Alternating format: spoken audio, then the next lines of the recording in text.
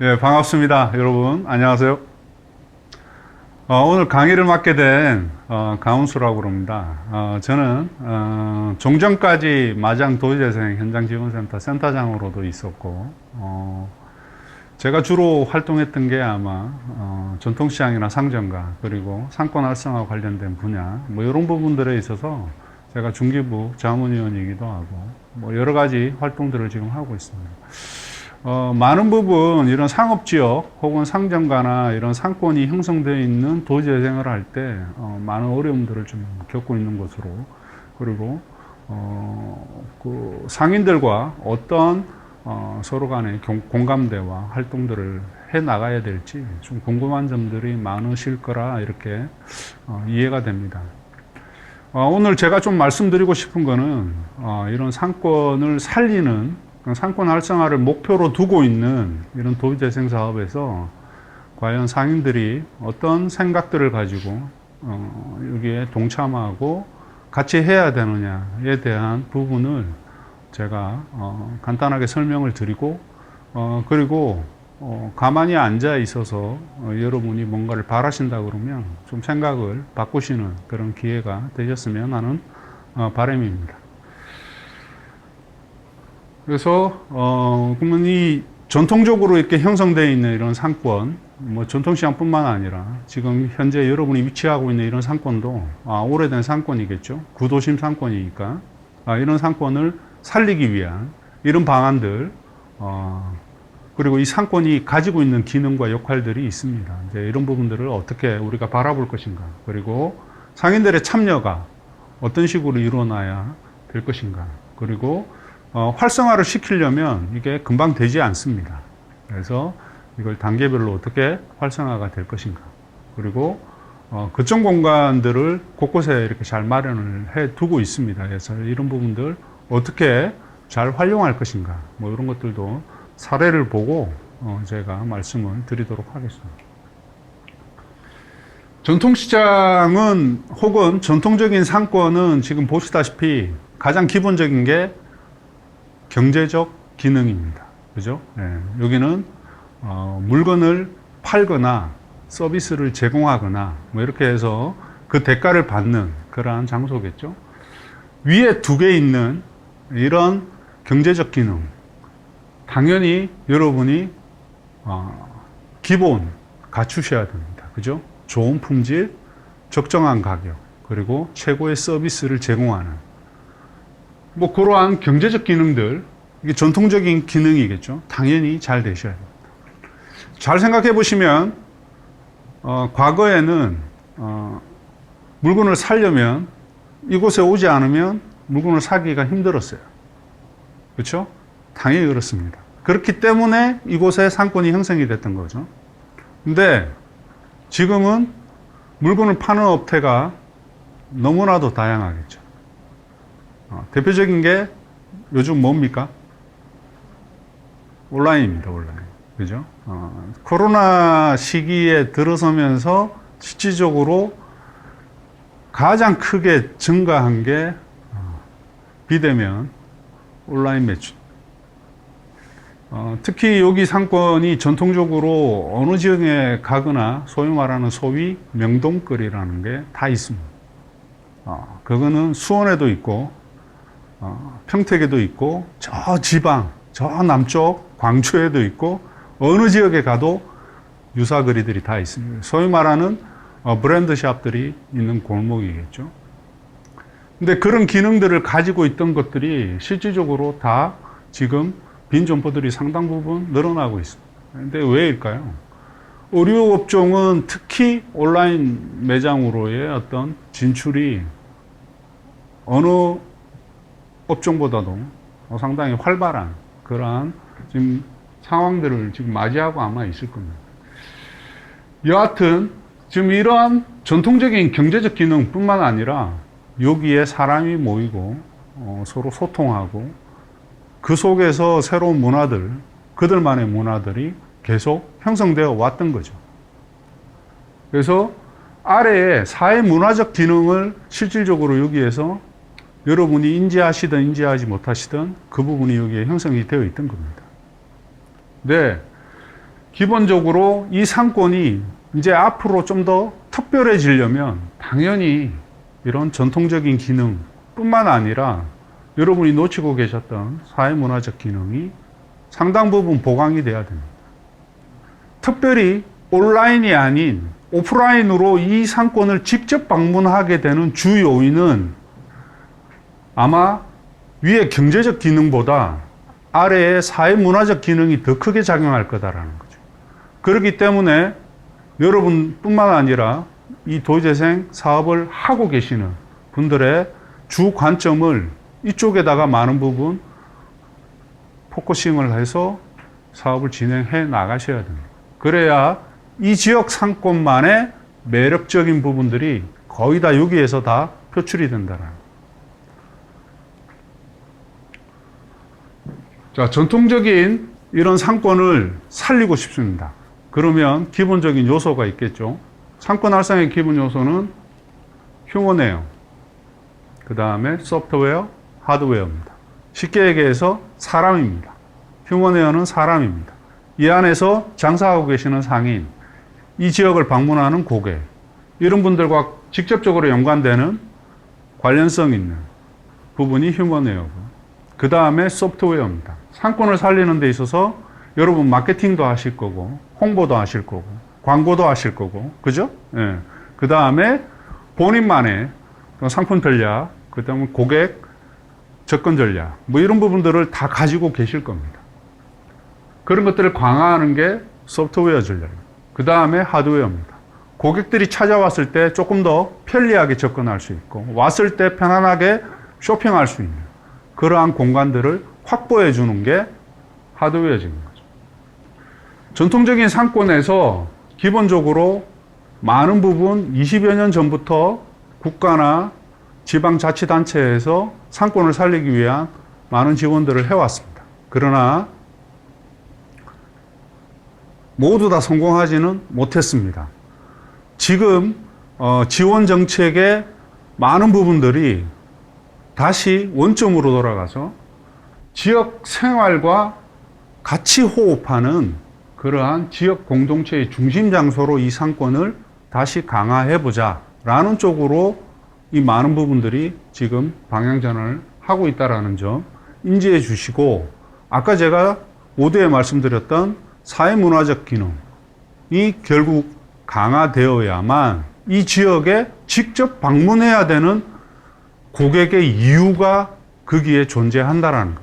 상품이 물론 좋아야 되고 서비스도 좋아야 되고 살 것도 많아야 되고 가격도 적정해야 되고 우리가 흔히 얘기하는 가심비, 가성비 모두 다 충족해야 되겠죠. 근데 그것만으로는 경쟁하기가 어렵습니다. 경제적 기능으로만 여러분이 추구하시면 그 많은 업체들과 여러분이 경쟁하셔야 됩니다. 근데 쉽지 않습니다. 특히 의류업종은 더더욱이나 어렵다라는 거 여러분이 인지하셨으면 좋겠습니다.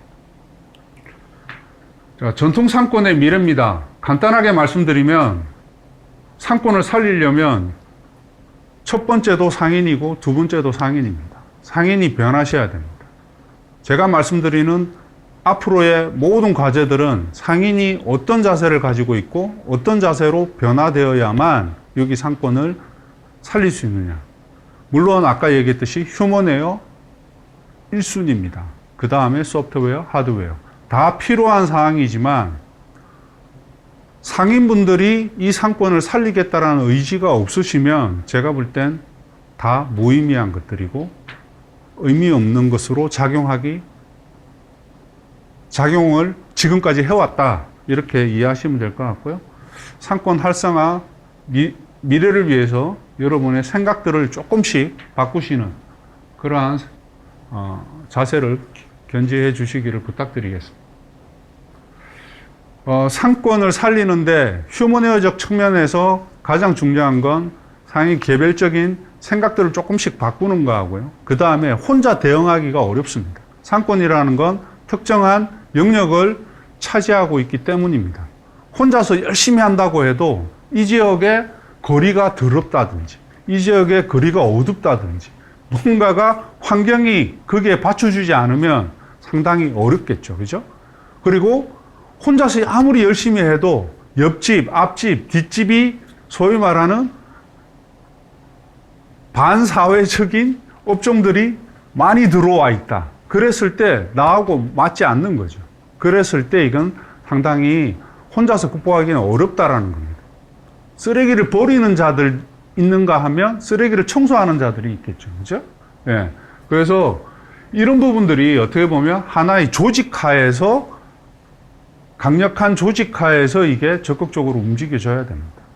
여러분은 지금 국토부 도시재생 사업을 하고 계시지만 지금 중소벤처기업부에서는 이런 상인 조직 결성과 그리고 이런 상인 조직의 활동에 적극적인 지원 프로그램을 가지고 있습니다. 그래서 법적인 여러분이 전통시장이나 상점가, 골목형 상점가 혹은 상권 활성화구역 뭐 이런 식으로 법정인 상권단체로 완벽하게 등록이 되셔야만 향후 이 마중물 사업 이후에도 여러분들이 지속적으로 뭔가 활동을 하시는데 많은 도움을 받으실 수 있다. 이렇게 말씀을 드리고요. 상인 조직, 어떤 단체든 조직이든 끌고 나가시기 상당히 힘드실 겁니다. 대부분 2대8 법칙이 여기에도 존재합니다. 상위 20%가 일을 다 하십니다. 나머지는 거의 방관자 내지는 그냥 단순 참여자 수준의 보통이 있고요. 그 다음에 나머지 20%는 일반적으로 반대에 서 있습니다. 이유는 다양합니다. 그냥 그 사람이 싫어서, 그 집행부가 싫어서, 정치적 색깔이 싫어서, 뭐 여러 가지 이유가 있습니다. 경쟁 업체이기 때문에. 여하튼 다 끌어안고 가셔야 되고요. 성공하고 잘 되는 상권의 가장 대표적인 이유는 제가 말씀드리는 상인 조직에 있습니다. 그리고 그 리더자에 있었습니다. 저희가 20여 년 동안 중기부 지원 사업에서 성공 사례를 살펴보고 저희가 왜 성공했는지를 살펴보면 제가 말씀드린 이 상인 조직에 있었다라는 것. 아무리 잘 되는 상권도 상인 조직 리더자가 바뀌고 상인 조직이 와야 되면요, 금방 추락합니다. 이런 사례도 너무나도 많이 제가 목격을 했기 때문에 제가 또 한 번 강조를 드리는 겁니다. 자, 정부가, 이건 저 중기부 지원 사업입니다. 여러분이 원하시는 웬만한 사업은 다 이 프로그램 안에 있을 겁니다. 주차장도 지원하고요. 여러분이 좋아하시는 뭐 이런 주차장 사업, 그 다음에 뭐 도로 환경 개선, 뭐 다양한 사업들 지금 다 마련되어 있습니다. 많이 받으면 많이 받을수록 상권이 실질적으로 고객도 증가하고 매출도 분명히 증가한다라는 데이터를 확보할 수 있습니다. 근데 실시한 데와 실시하지 않은 데, 근데 경영사업만 실시한 데, 시설사업만 실시한 데, 아예 실시하지 않은 데를 구분해서 저희가 데이터를 조사를 하고 성과평가를 해보면 실질적으로 경영사업을 실시한 데가 오히려 더 매출이나 고객수 증감이 더 많더라 이 말입니다. 물론 여기에 주차장 많이 짓고 도로 환경 개선하고 그랬을 때 효과가 없다라고는 할 수 없습니다. 아까 보셨듯이 분명히 효과가 있습니다. 그러나 그 효과 대비 경영사업을 열심히 하시고 상인분들이 고객관리 열심히 하시고 좋은 상품을 내놓으시고 이런 부분들이 같이 갔을 때 실질적으로 더 많은 효과들을 볼 수 있다는 겁니다. 여러분들이 많은 오해를 하고 계시는 게 여러분 주변 환경이 좋아지면 장사가 잘 될 거다 라는 생각들을 가지고 계십니다. 그건 당연한 겁니다. 당연히 잘 되실 겁니다. 그러나 사업의 목표가 대부분 시설현대화 사업에 다 쏠려 있어요. 뭔가 환경을 바꾸고 간판을 바꾸고 주차장을 마련하고 도로를 새로 깔고 전신주를 땅에 묻고 이러한 작업들로만 모든 사업이 다 기결이 된다 그러면 기본적으로 시설현대화 사업만 했을 뿐입니다. 그랬을 때 여러분 매출이 올라가느냐? 죄송하지만 반짝 효과는 있습니다. 그러나 오래 가지 않습니다. 왜? 그 안에 팔고 있는 상품 제공하는 서비스가 그대로지 않습니다. 그죠? 단지 수단에 불과합니다. 그러니까 사업의 목적이 될 수 없다라는 겁니다. 이게 여러분 생각을 바꿔야 되는 가장 1번입니다. 이 지역 상권을 살리려면 뭐가 제일 필요합니까? 라고 여쭤보면 대부분 주차장 얘기를 하십니다. 이거는 전국 어디 가나 시골에 가도 주차장 얘기하시고 여기도 주차장 얘기하시고 역 바로 옆에도 주차장 얘기하시고 바로 전부 다 전국 어디 가나 제 경험상 다 얘기하십니다. 기승전 주차장 얘기하시고. 근데 죄송한데 주차장이 확보되면 상인들 생각에는 사람들 많이 오겠지. 사람들 많이 오면 우리 집 앞에 우리 집 그 앞 거리에 사람들이 많이 다니겠지. 많이 다니면 우리 집에 들어오겠지. 들어와서 지갑을 열겠지. 아주 단순한 생각들을 가지고 계십니다. 근데 고객은 악마입니다. 미안하지만 그렇게 단순하게 여러분 생각대로 움직이지 않습니다. 그리고 주차장 마련한 그런 상권들, 시장들 가보시면 대부분 그 주차장을 누가 거의 다 쓰고 있냐, 좋은 자리를 누가 다 쓰고 있느냐, 상인들이 다 쓰고 계셔요.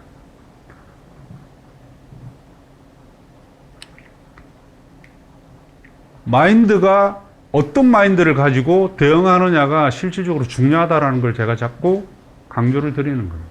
그럼 여러분 뭐 하셔야 되느냐? 배우셔야 됩니다. 사람들이 몰려올 때 내가 뭘 해야 되는지를 여러분이 변하셔야 되고 여러분 가게를 적극적으로 알리기 위한 여러분의 활동이 필요하다는 겁니다. 이 지역 상권에 가장 하기 쉬운 사업이 아까 얘기했던 하드웨어 사업. 시설 사업은 돈만 있으면 가능한 사업입니다. 여러분은 그냥 하던 대로 하시면 됩니다. 제일 쉬운 사업이 하드웨어 사업. 근데 여러분이 원하시는 건 제일 쉬운 하드웨어 사업을 원하시는 거죠.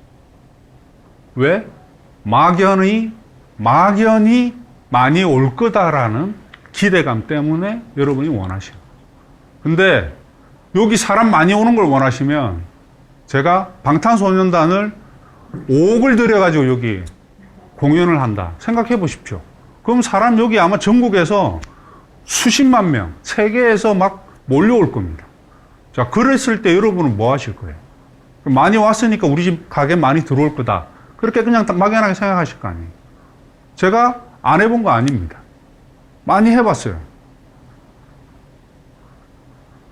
그런 행사들 다 끝나고 가게마다 들어가서 매출이 올랐습니까? 라고 물어보면 대부분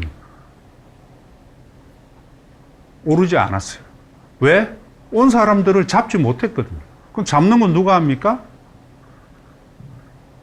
제가 하지 못하죠.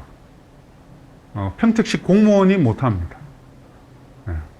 여기 도시재생 지원센터 직원들도 못하는 일이에요. 그럼 누가 하는 거예요? 상인들이 하는 거예요. 근데 잡는 방법을 모르셔요. 그동안 해오던 것들로 그냥 지금까지 장사를 하고 계시는 거죠. 예전에는 됐어요. 왜? 살 곳이 여기밖에 없으니까. 경쟁업체가 없으니까 됐어요. 근데 지금은 죄송하지만 경쟁업체가 차고도 넘쳐요. 그러니까 올 이유가 없는 거죠. 그러니까 잡는 방법을 배우셔야 돼요. 교육을 받으셔야 된다는 거예요. 그러니까 자기의 실력과 능력을 키우셔야 됩니다. 교육을 받고 싶으면 프로그램이 차고도 넘칩니다. 근데 대부분 교육 받으라고 그러면 나 혼자 장사하는데 늦게까지 장사하는데 핑계도 차고도 넘칩니다. 네. 또 교육 돈 버는 방법을 가르쳐 드리겠다 그렇게 말씀드렸는데도 안 오시죠. 네. 그럼 배울 의지가 없는 거죠. 배울 의지가 없으면 똑같습니다. 옆에서 아무리 북치고 장구치고 어떻게 하더라도 죄송하지만 그 효과는 반짝 효과. 오픈빨 몇 개월. 끝입니다. 여러분이 원하시는 야간 경관 조명, 반짝반짝, 뭐 5만 걸 다 여기다 뭘 해도 결국에는 파는 물건, 파는 서비스가 똑같은 거기 때문에 결국에는 잠시 효과를 볼 수 있죠. 그러나 여러분 가게 매출하고 아마 직접적인 연관성은 분명히 없을 겁니다. 여러분 호주머니에 돈이 많이 들어와는 게 최종의 목적인데 그 목적을 달성하기 위해서는 여러분이 움직여 주셔야 되고 배우셔야 되고 그걸 배운 대로 활용하시고 적용을 해 주셔야 된다는 거예요. 교육을 받으시면요, 자신감이 일단 증가합니다. 내가 뭔가 한번 해보고 싶다, 할 수 있다라는 이런 부분들이 증가하고요. 영업 기법도 개선이 됩니다. 상인 조직도 결속력이 높아집니다. 혼자서 대응하기 어려운 거, 공동으로 마케팅하고 이 지역을 살릴 수 있는 공동 대응의 능력들이 배양이 된다는 거예요. 실시한 시장들은 실질적으로 상당히 높게 나타나고 있습니다. 그리고 무엇보다도 앞으로의 사업 전망입니다. 여러분들이 얼마나 더 장사하실 거예요? 라고 여쭤보면 대부분 안 되는 상권에 가면 그냥 하다 말아야지. 뭐 좀 하다가 그냥 문 닫아야지. 이런 얘기들 많이 하십니다. 부정적 생각들을 많이 갖고 계시죠. 부정적 생각을 갖고 계시는데 거기에다 대고 활성화, 제가 볼 땐 어려운 일이죠. 생각을 바꾸셔야 돼요. 긍정의 힘으로 바꾸셔야 됩니다. 교육을 받으시면 아무래도 긍정적 마인드가 많이 생긴다. 그러니까 이런 부분들 여러분들 이해를 해주시고 여기에 앞으로 상인들 참여, 적극적인 참여 부탁드리겠습니다.